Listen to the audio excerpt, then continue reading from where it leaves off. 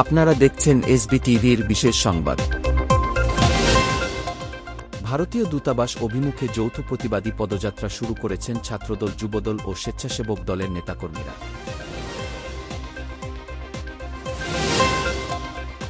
কোনো বিদেশিকে অবৈধভাবে বাংলাদেশে থাকতে দেওয়া হবে না, স্বরাষ্ট্র উপদেষ্টা জাহাঙ্গীর আলম চৌধুরী।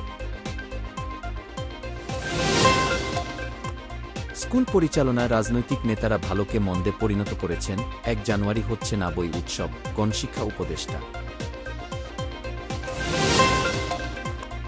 লন্ডনের আওয়ামী লীগের জনসভা বিদেশ সচিব পর্যায়ে বৈঠকের আগে দিল্লির আশ্রয়ে বাংলাদেশের ক্ষমতাচ্যুত প্রধানমন্ত্রী হাসিনার ভাষণ ভার্চুয়ালি।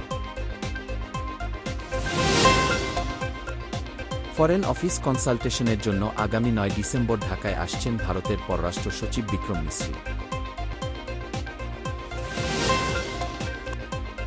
আওয়ামী লীগ যেখান থেকে চাঁদা নিত, এখন বিএনপি সেখান থেকে চাঁদা নেয়, তবে জামায়াতে ইসলামী কিন্তু এসব করছে না, বঙ্গবীর কাদের সিদ্দিকী।